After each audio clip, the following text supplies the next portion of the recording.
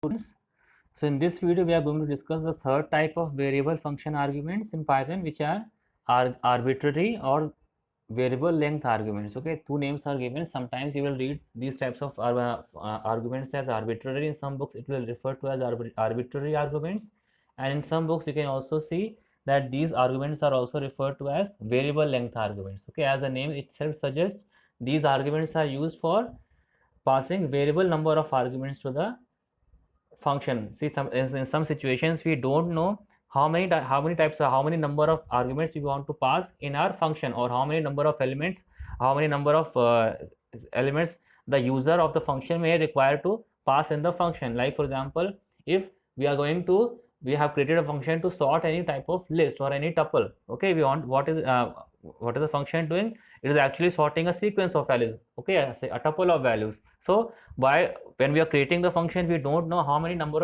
of values the user may enter. The user may create a tuple of 10 items also. He may create it of 5 items also. Okay, it may be having 15 elements also. It may having 20 elements also. Okay, so we don't know beforehand how many number of elements the user, how many number of elements in the sequence the user will pass in the function. Okay, so in that case we can't pass those elements, those variable number of elements, by using the default or the keyword arguments as it itself. Okay, for that we need a new type of variable function argument, which is known as the arbitrary or the variable length argument. Okay, so sometimes we do not know in advance the number of arguments that will be passed.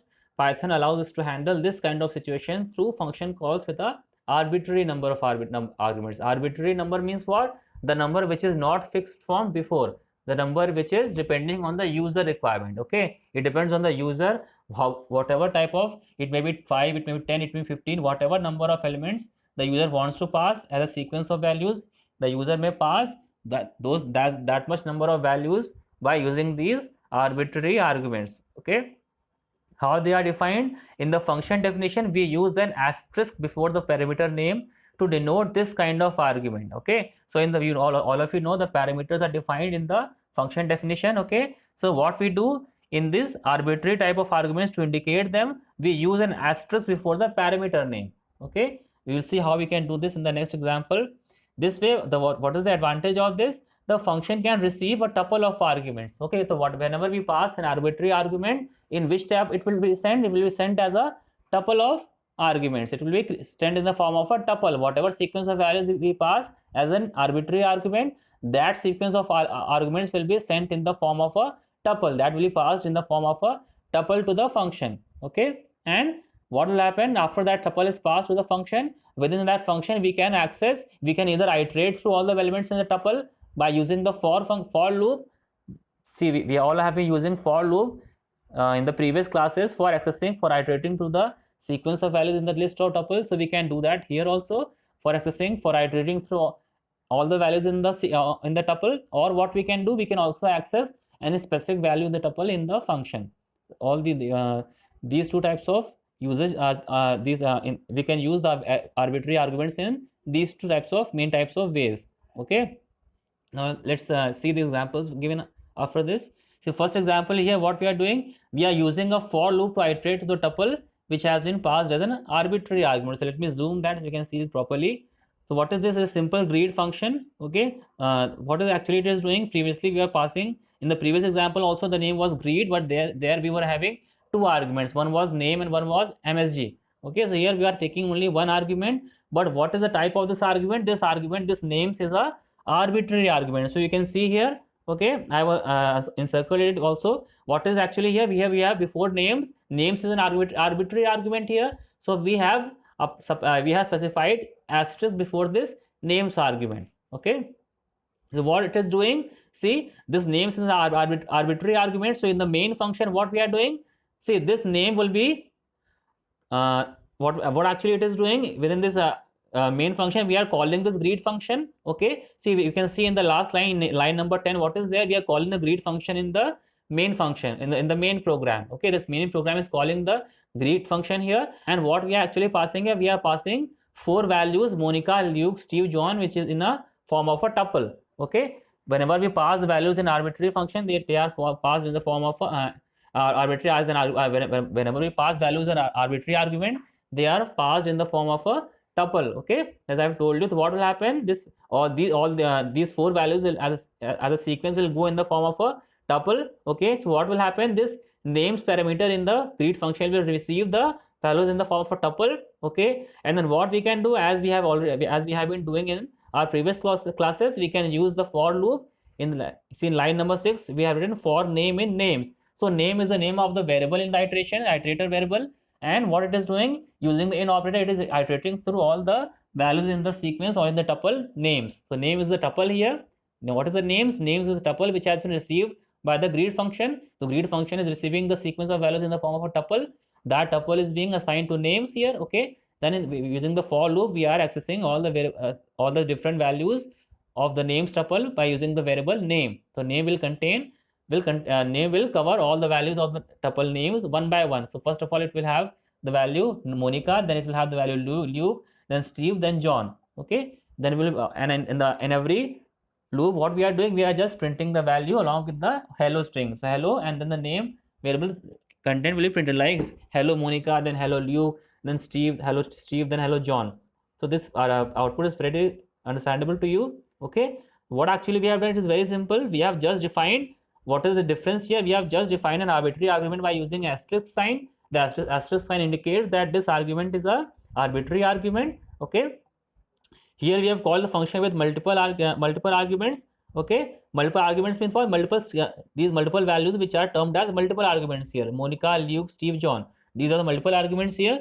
These arguments get wrapped up into a tuple before being passed into the function. Then inside the function we use the for loop to retrieve all the arguments back. So using the for loop, what we can do, all the arguments can be received, can be retrieved into the back into the function. Okay, so retrieving means what, accessing them one by one. Okay, using the for loop we can access them, you can retrieve all the values one by one. Okay, now come on to say, I think this, I hope this example is clear to you, all of you. Now we come on to the second example. Now it's actually a very simple example. What we are doing in the previous example, we were using for loop to iterate through a tuple of values. Now here what we are doing, we are again passing a tuple in the variable in the parameter which is here named as kids. See, kids is here. See, my function is a function here, and kids is a type of arbitrary argument which has been specified with an asterisk. All of you can see we have written asterisk before kids, which indicates that it is a arbitrary argument. Okay, then what we are passing in the main function, the fourth line of the code is the line in the main code, in the main program. So it is calling the my function, and what we are passing, we are passing three values, three values as a sequence. Okay, that sequence of values will be passed in the form of a tuple here. Okay, that tuple's name is kids here. So kids is the name of the tuple here. Okay, which is also an arbitrary argument. The kids will be this value will be passed as a tuple. Okay, and then what will happen? See here, the second line is written print the youngest child is, then we have written plus kids 2. So what is the meaning of this kids 2? Kids 2 means what? Here we want to refer to the value which is at the second index. See, all of you know that there is indexing in tuples. In tuples also, what is that? Forward indexing starts from 0 and goes up till n-1, where n is the number of elements in the tuple. So here, what is the n here? Yeah, n is 3 here. So what is the meaning of 2 here? 2 means the actually third number in the third element in the tuple, which is Linus here, because it is as index 2. So here with by specifying the index within the square brackets, here we can print the element at the second index in the element at the second index in this tuple. Okay, I hope it is clear to all of you. So kids 2 means Linus here. So you can see here in the output what is there, simply with the string youngest child is, then the value of Linus, which is the kids, which is the second index in this tuple, that will be printed here. So now here we have shown how we can, in the previous example we had shown how to iterate through the values, and in this example we have shown how to access any specific element of the tuple. Okay, so this is just a simple example. Now there is this one. There is one more type. There is one more variation in this arbitrary argument. See, for keyword arguments, again we have to specify. We have to define a separate type of variable function argument, which is the arbitrary keyword argument. See, because what is there?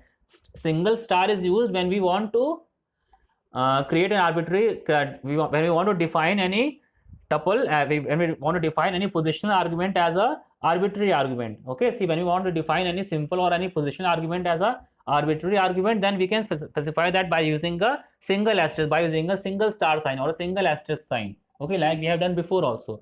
But what will happen if you want to pass on a number of keyword arguments?